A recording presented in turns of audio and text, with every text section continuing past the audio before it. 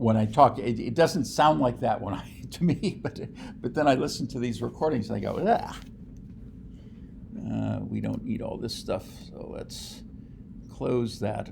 All right, so there's a class called a mouse demo, and that actually does a little bit more than that. But let's run it first of all. Again, the pattern for our main classes is to instantiate the outermost frame.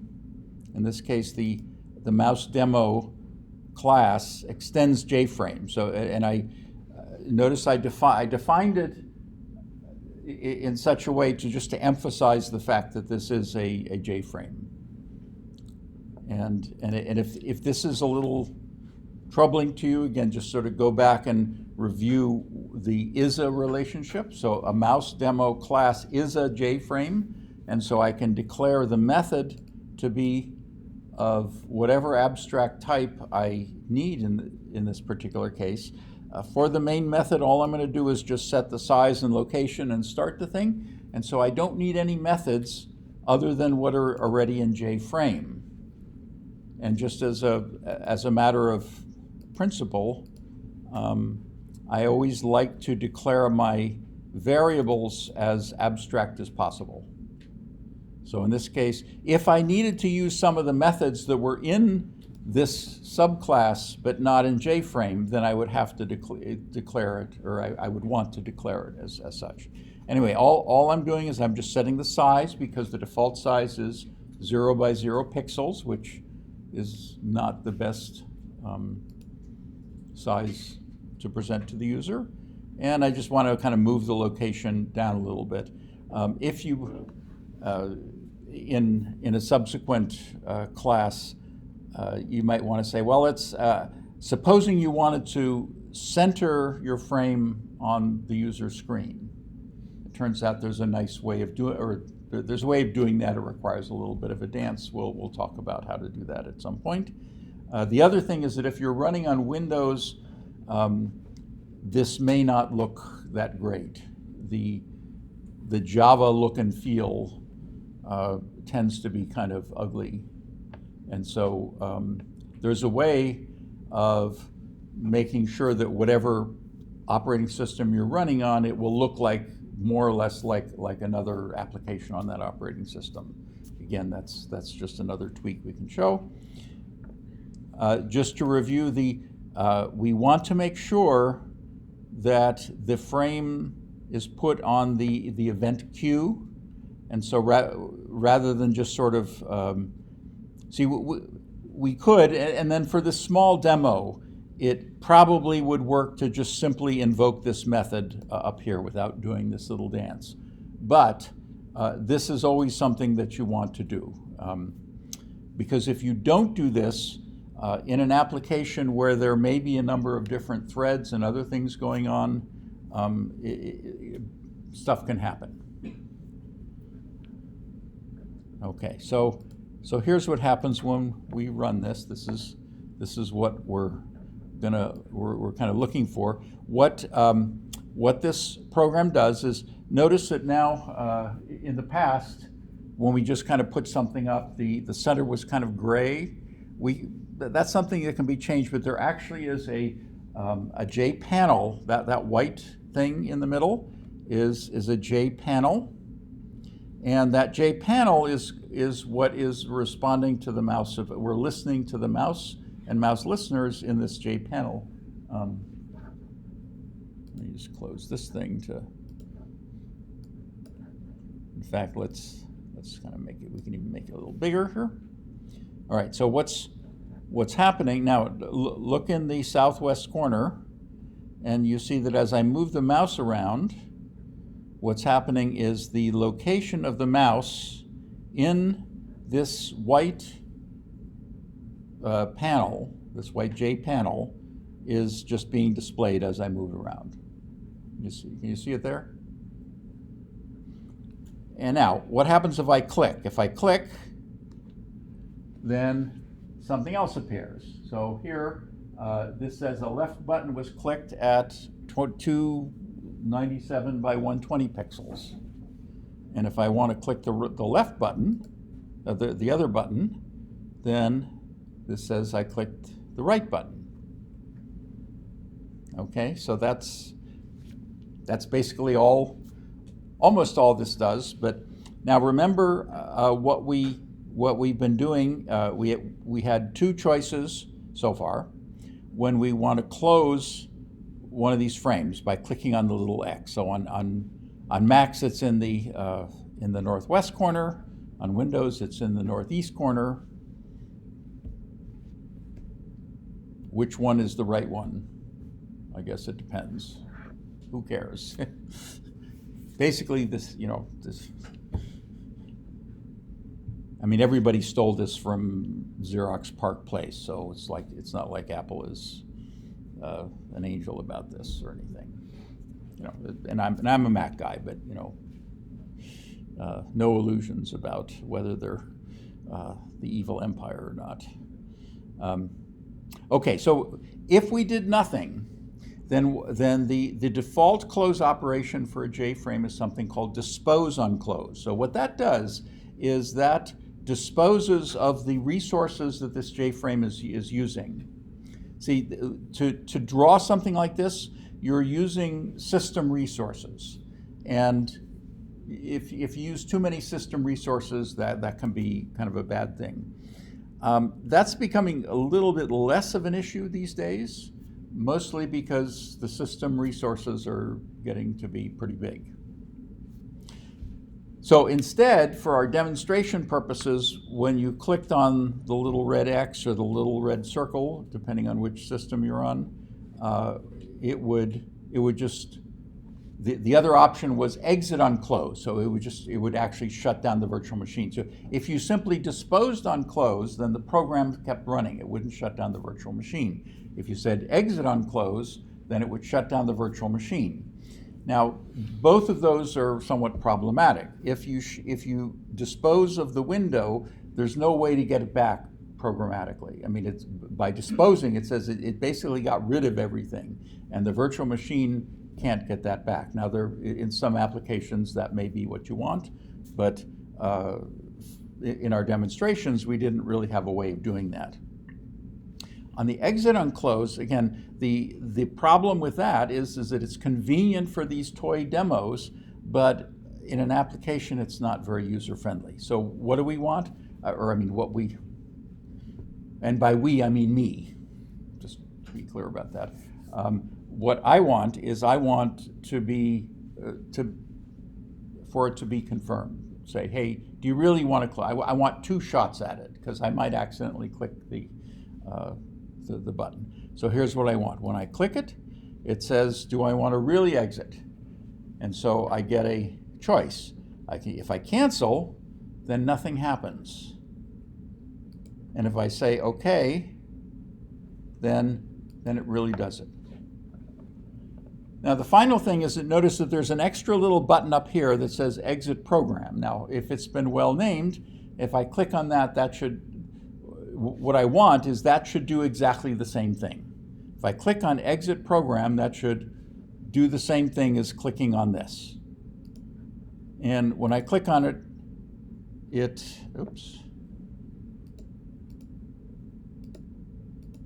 shouldn't have done that. I think I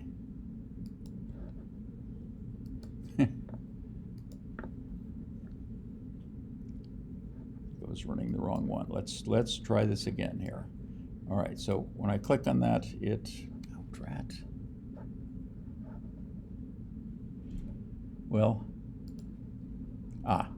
so when I click on that, it actually does the wrong thing. And let's see. You see, I was playing around with this. All right, let's see why. Let me see what it was doing. Yeah. Okay, that was actually by design. So it was supposed to do nothing, but then I changed my mind and had it. Okay, so if I click on the exit, I get my choice. If I click on this, it actually blows it away, and we'll see why. Okay, and that's not what I want. So that's the tweak that I'm going to do. So one of the things that we're going to need to do is we're going to need to fix that. All right, so let us take a look at this class. So the mouse demo class, it extends JFrame, so that's a typical pattern because we're going to be putting stuff in here, and a lot of the stuff we put in here we want to also respond to things that we have inside. So in this particular case, that white panel was something called a J panel. A J panel is a very flexible container where I can have it just be a little canvas like we showed here, or I can put stuff in it, and we're going to use some J panels to put things like the labels and the buttons in. So now those labels, okay, let me run it again to.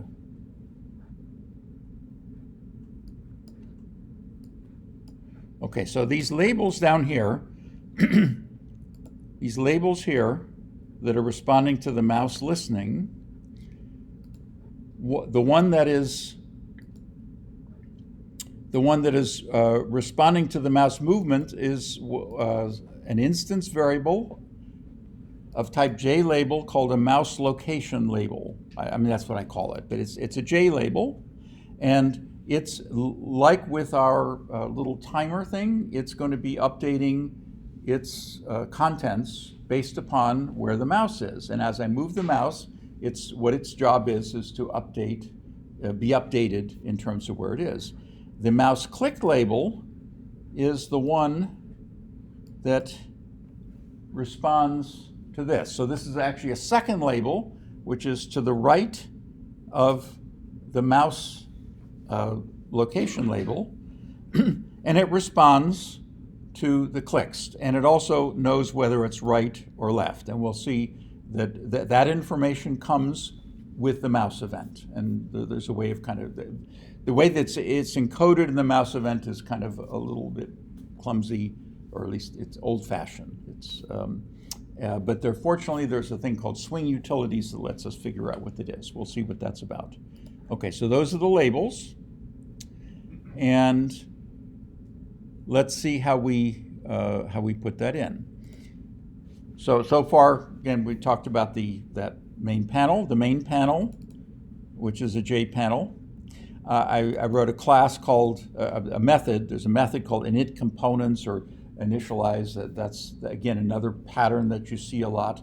Whereas instead of throwing everything into the constructor, you have a method that initializes and lays everything out. So it's like all in one place.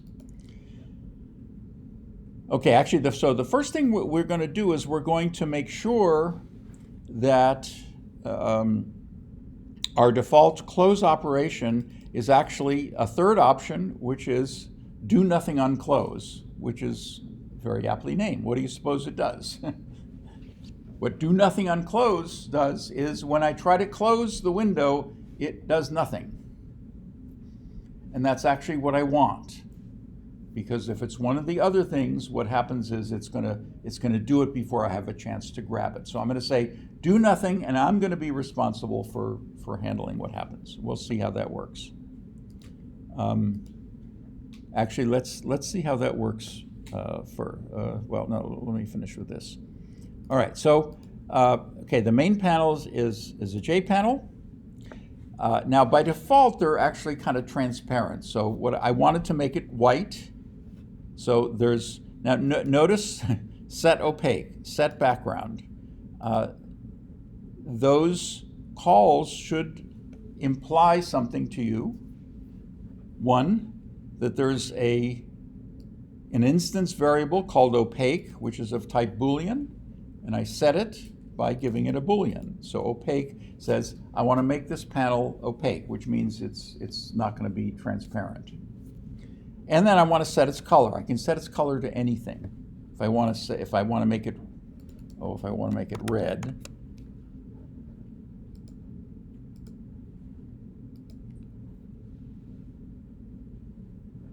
it'll come up red.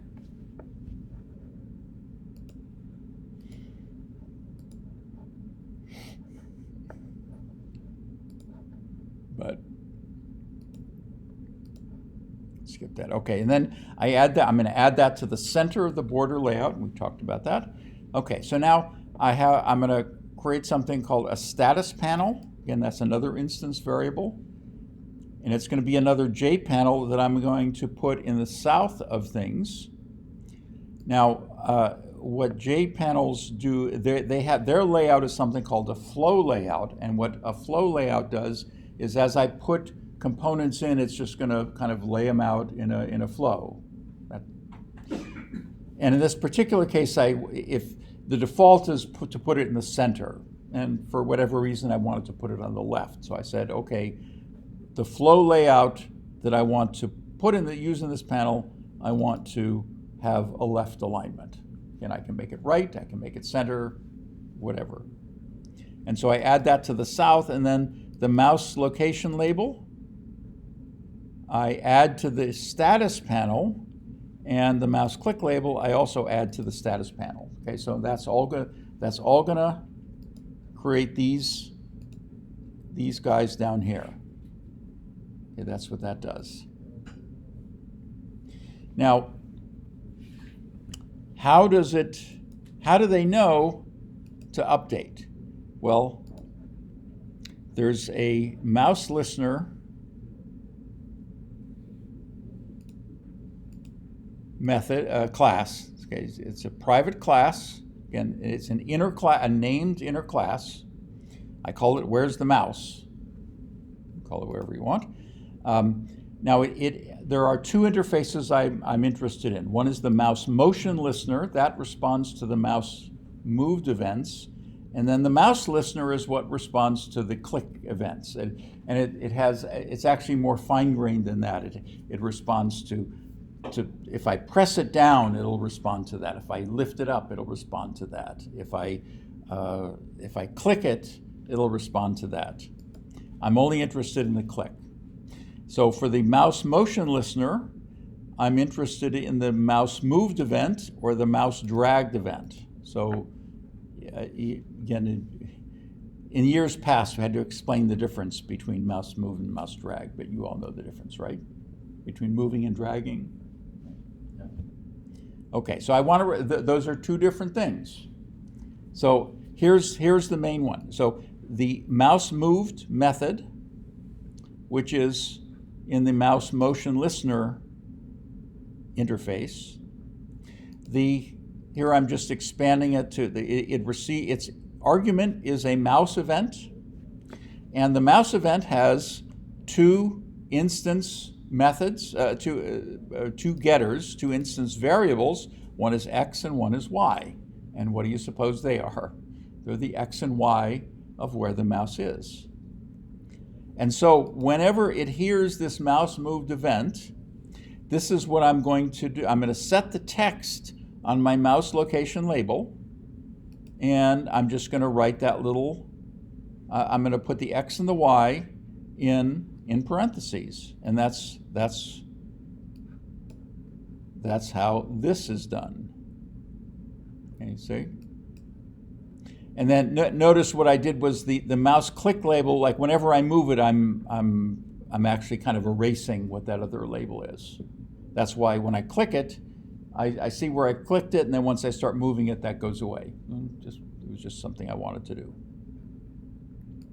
Now, you can't see, but I'm now dragging the mouse, and what I decided I wanted was that if the user is dragging the mouse, then I also want the location to be displayed. That won't happen automatically. That'll happen only if I do something, if I listen to the mouse dragged event, mouse dragged method. And I want to do the same thing, and so here what I'm doing to ensure that I get exactly the same thing. Now I have two choices, and again, for a tiny little demonstration like this, it almost doesn't matter. I could copy and paste exactly what this code is and put it here, and it would do the same thing. But that would be that's kind of a fragile. What's fragile about that is that if I decide to make a change in how I want to do this, let's say that I don't want to erase this anymore. I've changed my mind. If I've copied and pasted the code here and here, then I have to make any change in both places, and I have to remember to do that and make any change exactly the same way in both places. And that is a recipe for disaster. Instead, I have one place. The optimal number of places in your code to do a task is 1. So if I decide I want to, say, not erase the mouse click, all I have to do is change it here, and it will, well, I have to run it now. All I have to do is change it in one place, and now, okay, it still responds to the new clicks, but it does not get erased. That what I wanted to. Okay, again, the principle is that you want to implement something, a task, one place. And so if something else is going to implement that same thing, you want to just call that thing. And that's what's happening here. Now, let's, any questions about this? Is this, I know how thrilling this must be for you, but if you're going to do anything that involves working with the mouse and whatever, then this is kind of how you do it. Notice that, let's see, where is it? Okay, this mouse adapter class, let's go to the source. So this is something that, notice it actually implements the mouse listener, the mouse wheel listener, the mouse motion listener, all of the, if your mouse has a wheel and you sort of do the wheel thing, then it can respond to the wheel stuff. They might still have wheel. Then notice what it does is it mouse clicked, mouse pressed, mouse released, mouse entered, mouse exit, mouse, etc. All these methods are required by these interfaces. And but in this case, I just wanted 3 of them. I wanted the mouse dragged, mouse moved, and mouse clicked. I didn't want all these other ones. So instead of having to implement them all, they notice that each of these implements implements an interface method, but does nothing. And so they're all there, but now I just have to override them. So that's just a convenience thing. Now, similarly, here's what I want to do with the windows. So when I close, this is why I wanted to kind of prompt it. So here's the window listener interface, and it too. So the window listener interface. Look at all these methods it requires: window opened, window closing, window closed, window iconified, window de-iconified, window activated, window deactivated. All those are things that you might do with your frame, and in a large application with maybe multiple frames, that's something that you might want to respond to. But in this case, all we want to respond to is the window closing method.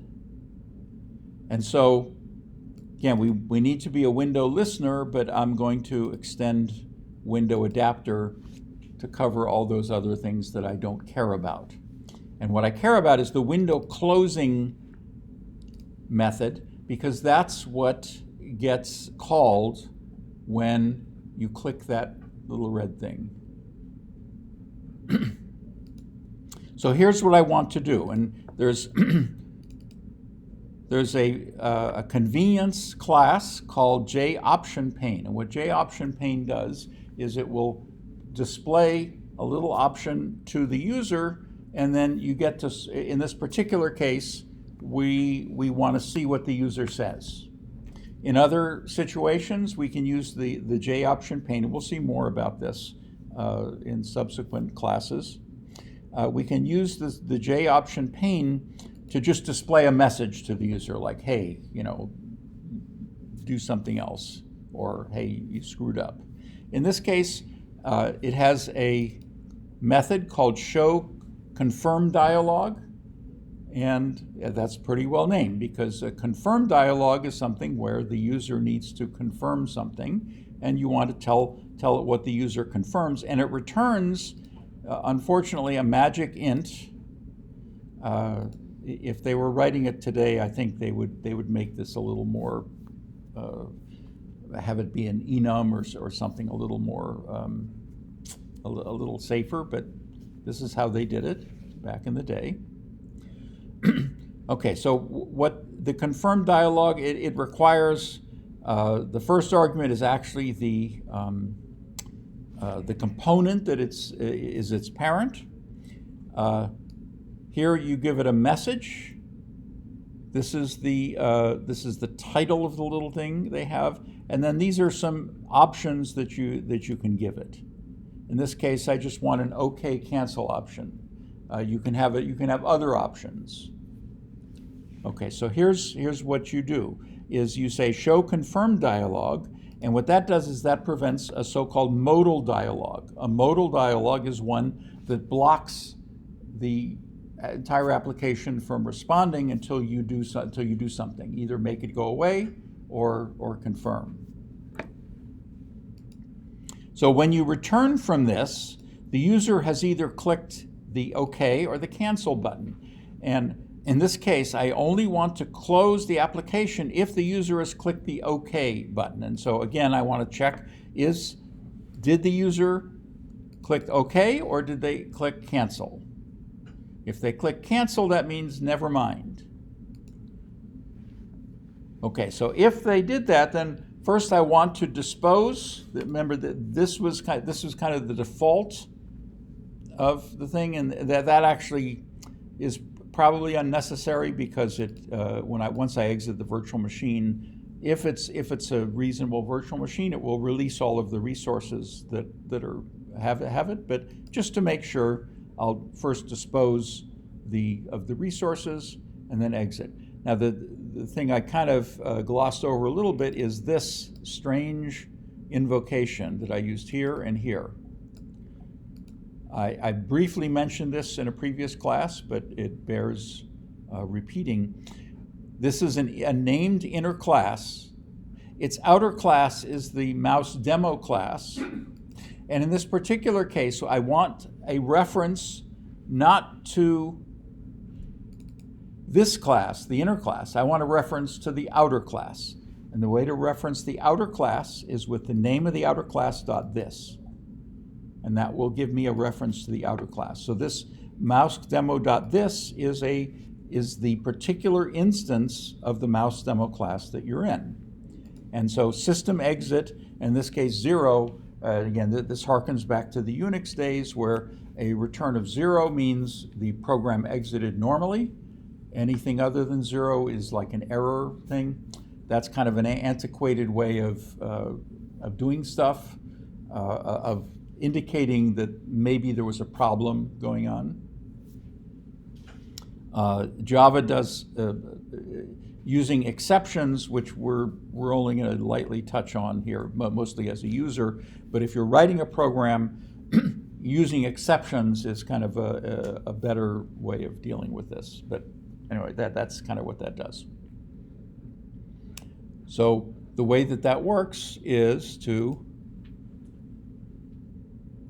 again, the way that this works is, see here, this is the confirm. Now notice I can move this around, but the program itself is locked. So I can move the frame, but I can't do anything else until I dismiss this. Okay, so here, that's how that's operating. But then when I click this exit program, all of a sudden it goes away. Okay, that's something I don't want. Okay, why did it do that? Well, it did that because I made it do that, and that was all part of the show. Okay, so what was going on with that? I had a button panel that I put in the north part of the frame, And the exit button was a J button that I created for that. So here's where I did that.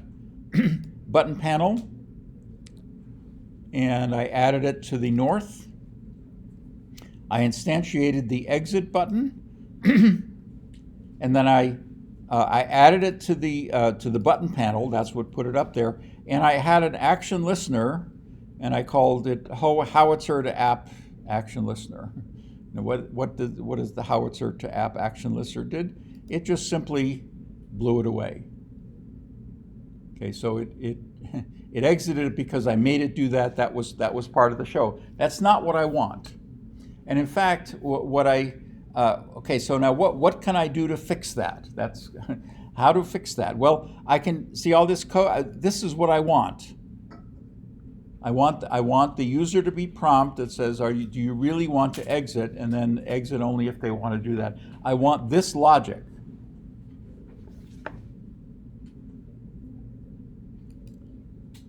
But here's another place that I'm doing this. There are kind of two options to this, and I'm going to take the second one.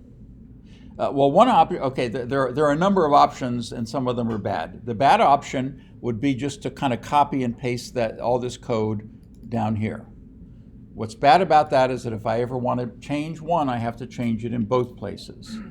Again, that violates the optimality principle of only do things in one place, which is kind of a corollary of the programmer virtue of laziness. Okay, so I have two good choices. Okay, one choice is that because I have this instance of window closer, I can actually just kind of call the window closing event from there. Let's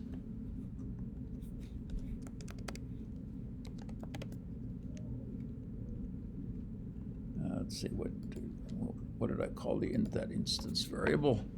Let me find it, window closer. So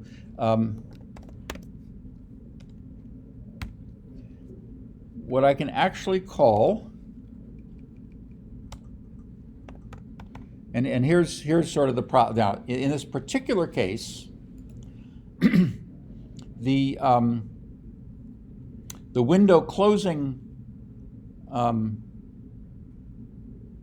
method requires a window event. But notice that it actually doesn't use anything in that window event. So this is a little bit dangerous. But what this is still preferable, because I know that I'm never gonna use anything in this window closing event here. And because I never use it, I can actually call it with a null, and now I won't get a null pointer exception unless I try to do something with that. So this is again, now this conforms to the optimality principle of only doing things once, because now when I run it,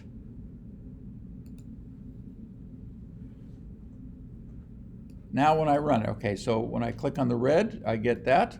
Now when I click on exit program, I get exactly the same thing, and I'm guaranteed to get exactly the same result because it's running exactly the same code. I mean, the only way to be sure that if I'm doing something in two different places, the only way to be sure that I'm doing exactly the same thing is to make sure that they run exactly the same code. That's the only way to be 100% guaranteed.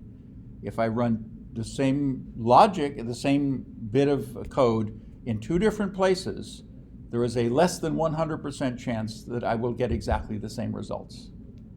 So this is one way to do it. Now the second way to do it is to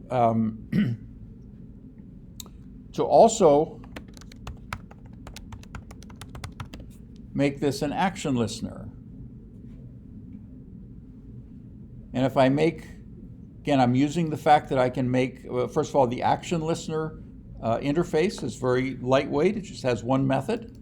And I can do pretty much the same thing here. Only now I'm just calling itself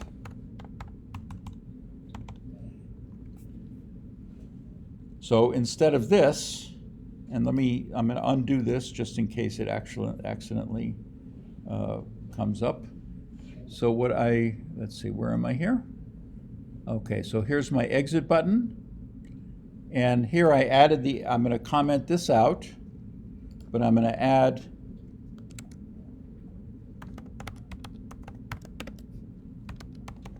as an action listener the window closer. Let's format stuff. Why aren't you formatting? There. Okay, so now this window closer, which is also an action listener. Okay, now I reverted this. So now if somehow this gets invoked, it's just going to blow it away, and hopefully that will now have the same behavior, which is, okay, here I get the prompt, and here I don't get the prompt. Why didn't I get the prompt? I didn't. I should have gotten the prompt. Why didn't I get the prompt? Action performed. Closing.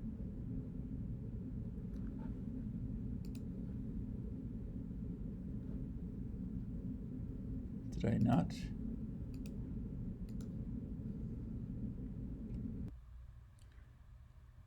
Okay, why wasn't this working? The window closer class is an action listener. It has the action performed event, and it was added as an action listener to the exit button. But when I run it, it didn't do anything. The reason why has to do with the fact that it was not instantiated by the time it was executed here. That is, when I added it, it was null. And then it wasn't instantiated until later. So the fix is to move this whole block of code up so that when the window closer is added as an action listener to the exit button, it has been instantiated. And now the exit program actually works. And so does the other. Again, the principle is that there's just one place, that is right here, where that happens.